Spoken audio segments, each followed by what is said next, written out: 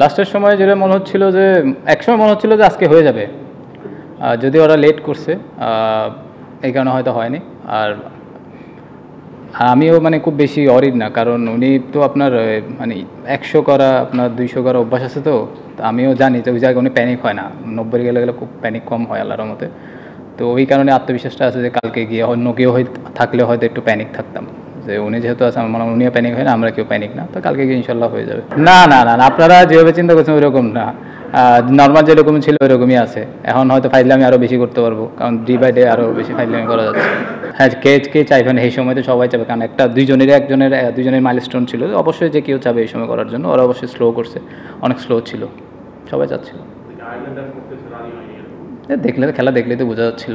হতাশা ক্রিকেটে সবসময় থাকেই ভাই, আপনার সবসময় তো হতাশা থাকে। আপনি যে জিনিসটা চাবেন সেটা যেন একটু তো হতাশা থাকে, কারণ দেখেন আমি মানে মাইল ফলোকের চেয়ে সবচেয়ে যে ইম্পর্টেন্ট জিনিসটা যে আজকের যে জিনিসটা ছিল, আমি এজ এ ব্যাটসম্যান হিসেবে আমার আরেক মানে এই পুরো এক সেশনটা খেলতে পারলে আমার আজকের দিনের আমার যে টার্গেটটা ছিল সেটা ফুলফিল হতো। তো ওইটা করতে পারি না বলে একটু হতাশ আর কি। আর হয়তো তখন রানটা আরেকটু এগিয়ে থাকতাম আমরা, হয়তো উইকেটটা যে 3টা থাকতো হয়তো আর একটা অ্যাটাক করতে পারতাম, তো ক্যালকুলেটিভ অ্যাটাকটা করতে পারতাম। আমার কাছে মনে ওই জিনিসটা হয়তো পারিনি। ফেসিয়াল এক্সপ্রেশন তো দেখে আমার কাছে মনে হয় না তো কোনো বয়সে নার্ভাস ছিল, অথবা ছবি টবি তুললে হয়তো বুঝতে পারতাম। না, নর্মালি ছিল উনি, আগে যেরকম ছিল 100 ম্যাচ খেলার আগে যেরকম ছিল এখনই সেরকমই আছে। বাড়তি যে ওনার 100 ম্যাচ খেলছে, 100 ম্যাচ 100 মানে 100 করতে হবে ওইরকম কোনো কিছু দেখি না। আমি উনি যখন ক্রিজে আসছিল তখন তো মানে 0 রানে ছিল, তখন থেকে দেখছিলাম যে খুব কাম অ্যান্ড কোয়াইটভাবে আপনার খুব নর্মাল ক্রিকেট খেলছিল, উল্টাপাল্টা মানে সিচুয়েশন বুঝে ব্যাটিং করছিল। তো পুরোপুরি ইনিংসটা পুরো কন্ট্রোল ছিল, কাম ছিল অনেক।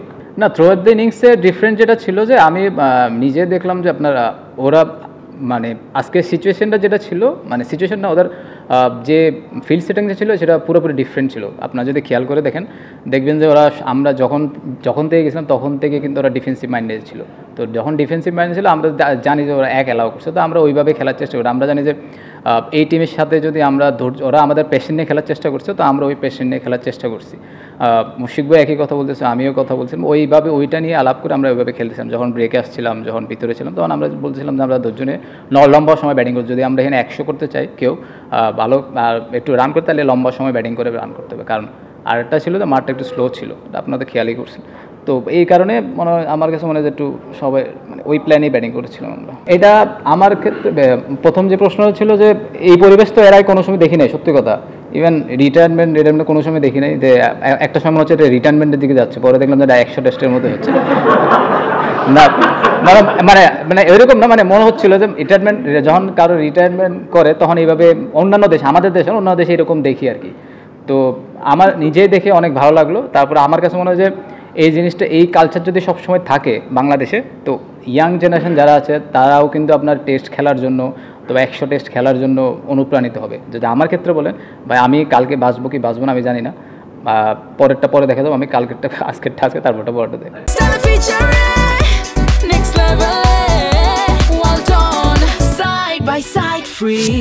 উন্নতি দেখেন আমার চেয়ে আপনারা চোখে আরও বেশি দেখছেন। আমি তো হয়তো মাঠে যতক্ষণ থাকি, আপনারা তো সারাদিন মাঠেই থাকেন, তারপরে আপনারা ফেসবুক মানে আপনাদের অনেক বেশি দেখেছেন। তো আমার কাছে মনে হয় যে এইরকম একটা মানুষ আসলে বাংলাদেশে আমি জানি না দ্বিতীয়বার কেউ মানে তৈরি হবে কি হবে না, অথবা জন্মাবে কিনা।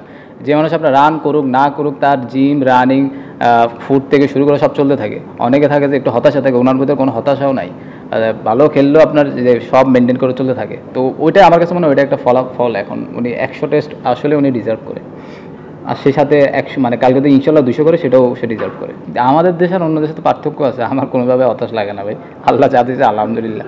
আমার স্বপ্ন হলো ভাই, আমি যতদিন খেলবো বাংলাদেশের ক্রিকেটকে, টেস্ট ক্রিকেট যত উপরে নিয়ে যাও, যত উপরে যাওয়ার জন্য যত কন্ট্রিবিউট করতে পারি, এটা ইভেন 80টা টেস্ট ম্যাচ হতে পারে, অথবা 120টা হতে পারে। আমি জানি না আমি কতদিন খেলবো, এটা আল্লাহ ছাড়া কেউ জানে না ভাই। তো আমি চেষ্টা করি যতদিন খেলবো ততদিন আমি টিমের জন্য কন্ট্রিবিউট করতে পারি, এছাড়া আর কোনো। ফার্স্ট ইনিংস আমার কাছে মনে দেখেন আপনি যে 350 করেন, মানে মিনিমাম 350 করলে এই মাঠে আমার কাছে মনে হয় 400 সমান। কারণ কি, মাঠ অনেক স্লো, যেটার কারণে রানটা অনেক ম্যাটার করবে এই জায়গাটায়।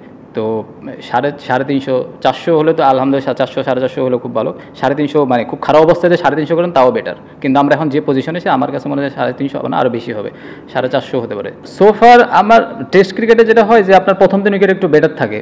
তো কালকে আপনার প্রথম 1 ঘন্টা একরকম থাকবে, তারপর সানটা পড়বে, তখন একটু রোদটা পড়বে, তখন একটু ঘুরবে। তো আজকের দিনে যতটুকু ছিল আজকের দিনে আমার কাছে মনে হয়েছে 292 এনাফ রান ছিল। আর উইকেটের চেয়ে যে জিনিসটা ছিল ওরা আপনারা দেখুন ওরা কিন্তু খুব ভালো ফিল্ড সেটিং করছে আর আমাদের ধৈর্য নিয়ে খেলার চেষ্টা করছে ওরা। আর কালকে হয়তো যদি বল করে তখন দেখবেন যে হয়তো 450 ভালো উইকেট, মানে 450 রানও ভালো আমার কাছে মনে হয় যদি বল ঘুরে। যদি বল না ঘুরে তাহলে আপনার 450 ভালো, আমার 450-500 না। আমি তো লাস্ট 5 বছর ধরে দেখছি সিরিয়াসলি মানে চেঞ্জ হয়েছে।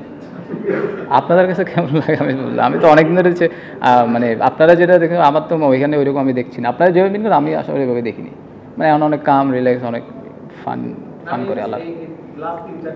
না না না, নর্মালি ছিল, আগের যেরকম ছিল ওইরকমই ছিল।